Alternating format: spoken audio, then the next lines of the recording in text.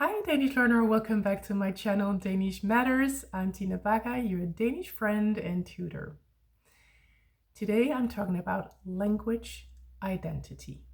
I'm not going to do a long video on this, but it's a very important aspect of learning a language. Before we get started, I would like to remind you that if you would like a Danish course with me, then write to tina@danishmatters.dk. Now, when I talk about language identity, I talk about that within a language, there are so many cues and clues and little subtle elements that are very important to a person's identity. So when you're not able to, or when you're prevented from speaking your own language, that is a stressor, maybe, to your own identity as a person. I'll give you some examples of what I mean about this because many years ago I worked at the French consulate in Copenhagen, and at one point we were having an excursion, something out of the house, and my colleagues and I, mainly French colleagues, were walking side by side in the streets, talking together. But there were also Danes among my colleagues, and at one point, I mean, when you walk, you were sort of, now you're next to this person and you talk to that person, now you're next to this person and you talk to that person, yeah? So I talked to different people, and at one point I was speaking to one of my Danish colleagues in Danish. And then the head of this consulate, the French consulate, who was French, of course, turned to me, and in French he said, "You sound so different. You sound like a different person when you speak Danish."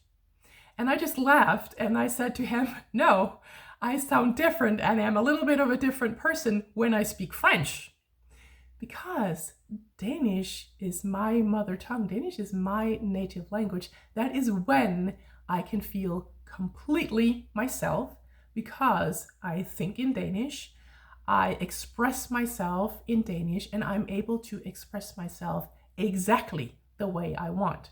This doesn't mean that we can't babble and search for words even in our own language. Of course we can. That depends on a lot of different things. But Danish is my language, which means that I can say anything I want in Danish, which I can't in any other language. I think I'm close in English. And for the most part, I would say that I'm fluent in English, but English is not my language. French is not my language. I have learned German. It is kind of non-existing. I can do basic stuff in German, but I don't think it would be correct. The grammar is it's sort of flown out the window. But I can make myself understood, and Germans are very nice people to understand whatever you say. So that's a different story, but Danish is my language. That is when I can say whatever I want. And in your native language, you can say whatever you want. You have all the vocab that it takes. All the grammar is correct, or at least mostly correct, because when we speak our native language, sometimes actually foreigners have a more correct grammar in our language than we do.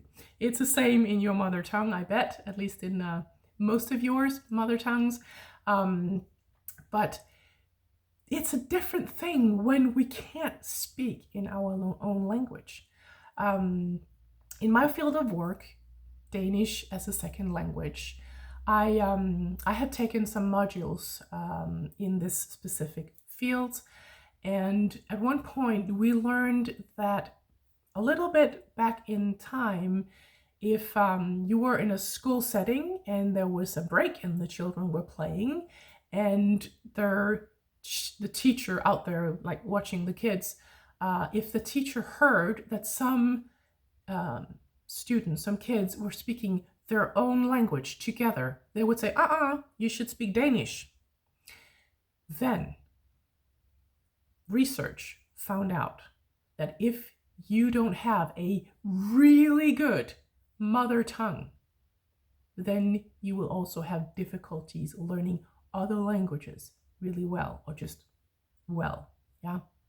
So they actually stopped doing that, and they sort of turned and said, by all means, speak your own language.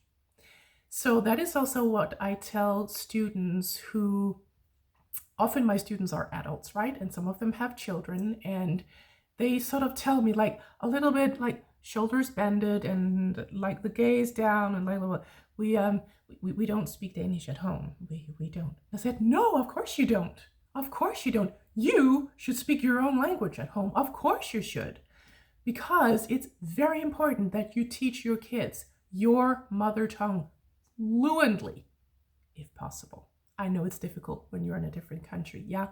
What I mean is, don't say that you shouldn't speak your own language at home. Yeah, that's what I'm getting at. I'm not going to push you to be fluent or tell your children to be fluent in their mother tongue. What I'm saying is, it's perfectly fine that you don't speak Danish at home. Yeah, that's what I'm getting at. Because it's important to know as much as you can as a child, especially because they're going to grow up in this country, that they know their mother tongue. Yeah, they have a language in which they can express themselves. I know bilingual people who say, well, I have one language that I'm thinking in and another language that I'm feeling in, or, I mean, it could differ, and sometimes I think in English, even though I am Danish, yeah? But it's a little difficult when you're bilingual, or maybe if you speak even more than two languages, because you're in a limbo of when to use what, and sometimes you speak one of them better than the other, and one of them is the one that you're thinking in, the other one is the one that you're feeling in, but it can be both, yeah. But it's a little tricky. And also another thing is that if you teach your child more than one language in your home, it's normal for them to be slower at learning those languages because their brain is juggling more than one language. It's actually pretty hard for the brain, yeah? One actor in Denmark, he was from Scotland originally, and his name was Tom Curran, and he said that his children grew up with Scottish English and Danish at home, and they would mix the language when they were speaking, and so they would say, Daddy, I can't find my gummistøvler. Gummistøvler are rain boots. So, Daddy, I can't find my rain boots, but rain boots didn't come out, so they said gummistøvler because that's what was in their head, and that came out instead of rain boots. And that is normal. And you shouldn't be all panicking if your children are mixing the languages, like, oh no, they're never going to be able to separate. They are, but it's just going to happen later than their peers who only speak one language at home. Yeah, it's very normal. But language is so linked to our identity that if you are not able to, or if you're prevented from speaking your own language, that hurts your identity, that hurts your heart, your soul, yeah? And those cases might be, I don't know, maybe you're talking to someone, I don't know, a group of colleagues. They don't know your mother tongue. You have to speak in another language. Often that would be English, yeah? And you can't really say exactly what you want to say, just like I'm close in English, but I can't always say exactly what I want to say in English. I only come close sometimes. And that can also be resulting in misunderstandings because you were only close. You didn't exactly say what you wanted to say, yeah? So that can be difficult. It's even more difficult if you are, for example, a refugee and there are nobody around you that speaks your language. That is so hurtful, right? That you can't express yourself and you can't bond with someone, because what is also something that is in a language? Culture is. So if you meet someone who speaks your language, you probably have the same culture, or at least one that is close. Or if you meet someone that speaks a language that is very close to your language, you also have cultural cues or cultural things in common. If I'm out in the world and there are no Danes around, but I meet a Swedish person, we have a lot in common. Or if I'm out in the world and there are no Nordic speaking people, then I would bond with other Europeans from England, from France, from Romania, right? Because we are Europeans. We have sort of a base that we all stand on, and we have that shared knowledge, shared history, that in common. So we understand each other. That is in a language, yeah? Another thing is, if you're not able to learn the foreign language, the target language, that could be Danish, in a way that you should be able to. At one point, I was teaching a small group of people in a pronunciation class. That is, it was exclusively pronunciation. And the people there were from very different language backgrounds. And there was this man from Singapore. He was not able to say our L's in Danish. Now, an English L, especially an American L, is way back in the mouth, like way back. Our L's are very much in front, just behind our upper teeth, yeah? So when he was speaking, I noticed that he couldn't say the L. He kept going back, and I told him to put his tongue. It's a little intimate when you teach pronunciation, yeah? But that is what it takes. You have to put your tongue behind your upper teeth, and he was trying, but he couldn't. And at one point, I was guiding those students in that group individually. They had time with me alone, each of them, while the others were working on something else. And I talked also to this guy alone. And I said, well, you have this and this and this as your struggles. That's your pattern. And maybe you should work a lot with your L's. And he started crying. Tears were like running down his cheeks, this grown man. And I then understood, I realized there is something more to this. And then he told me, I don't know what this is called in English, but your tongue has this kind of string in your mouth. And his string was shorter than for the average person. He told me this. And that is why his tongue was not able to reach that far in order to make the Danish L. And I told him, I am so glad that you're telling me this, because otherwise I would keep on correcting you. And of course, it's not possible because physically you're not able to. I'm so glad to know this, because I'm not going to correct you anymore. This is going to be a particular sound for you. That is just going to be part of your charm when you speak Danish. You make an L a little differently than what we would do. That is just you. And I think he took it in, and I think he was somewhat happy for that. But that is also something that went very deep into his soul, his identity, because he wasn't able to sound Danish. He wasn't able to sound like an adult, I guess you could say. That is also a problem, right? Because when we learn another language, we feel like little kids, especially when we learn the vocab, right? Because we start with, I don't know, counting to 10 and saying, my name is, and I come from, and we feel a little like a child because we would like to discuss the ways of the world and whatnot, and like more interesting topics. And we can't do that when we learn a new language. And the same thing goes for the pronunciation. If we can't really pronounce, we feel like we sound like a child or just someone not able to. And we want to sound like ourselves. We want to be ourselves. And that is not always possible when we speak another language. So it goes very deep. Your language goes very deep. And that is why I hope that in Denmark that you are able to find someone, preferably more than one person, who speaks your native language, your mother tongue.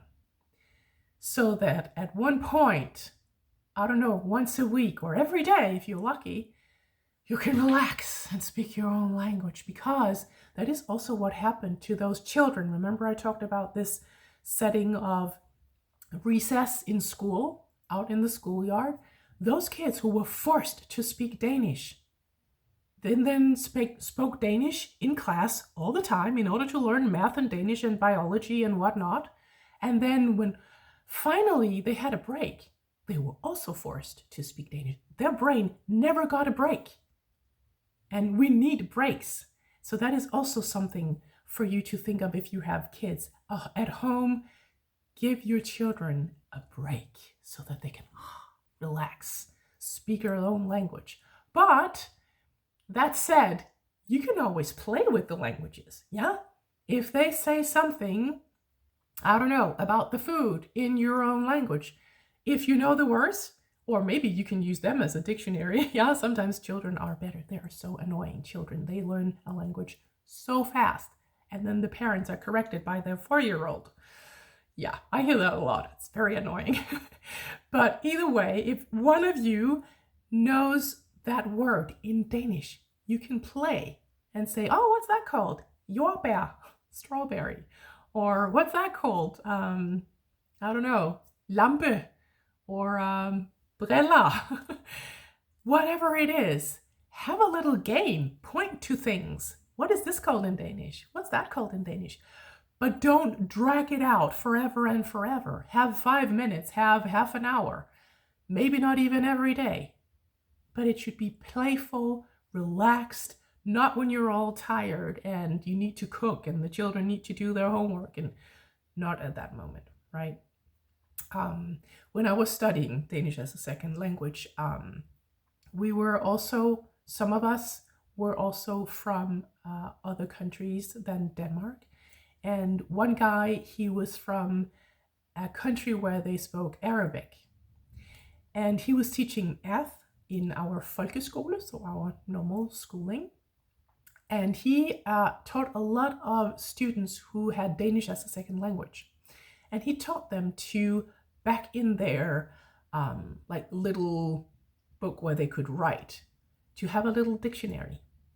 So he said the words in Arabic, and they wrote, I don't know, the words for a ruler, or a pencil, or I don't know, pencil case. I don't know if people even use that today, but they had this physical book to write in at the time, right?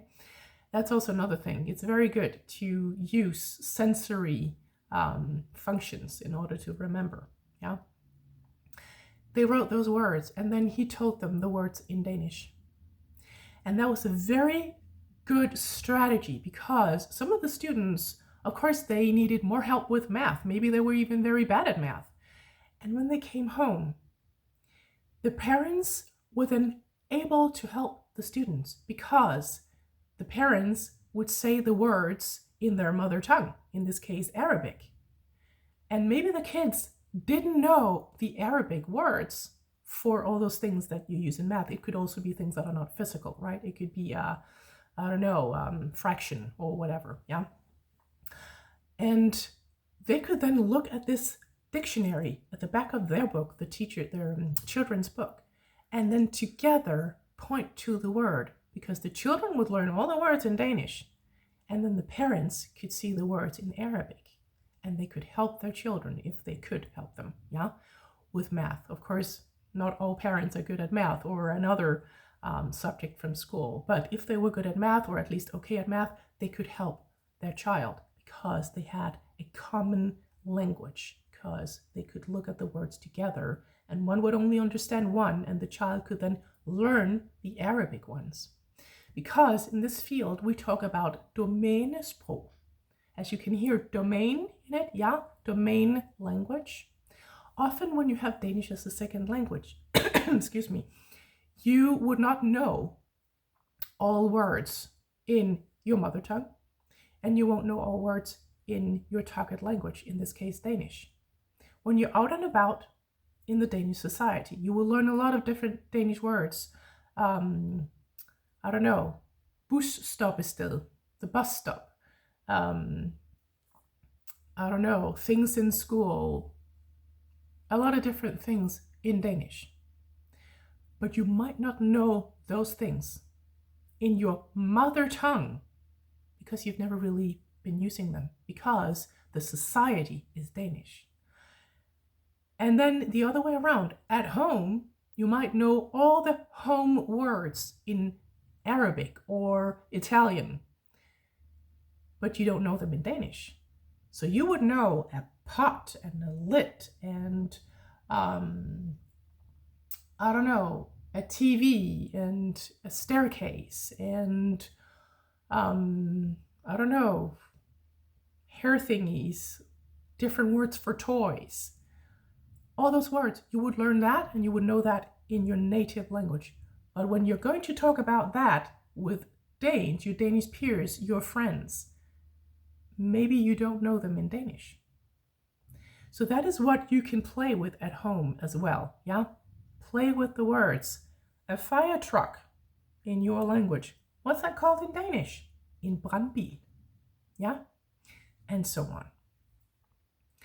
So, getting to the end of this very long video, and I said I would make a short one. I don't know. Whenever I say I'm going to make a short one, it becomes a long one. Yeah, I hope that you have made little breaks. Remember, you can always do that with my YouTube videos. You don't have to watch them in one go. So this was a long one, but I hope that you get the idea that language is very much part of your identity. That is why it affects you so much. Also, if you haven't heard your language in a long time, and all of a sudden someone in the street or a family member visits you for a while and you hear your language again, I'm always getting goosebumps because it is your heart language, right? Your language. It can be very touching. So I hope that you have someone to speak your language with, and just know that language is linked to your personality, to your culture. There are things that you would say a certain way that you can't say the same way in Danish. That's also has to do with language and translation and being lost in that and so on, right? But there are things that you find logic in your culture that is not logic in the Danish culture. Then you can't express it because it's not the same, but it is in the language.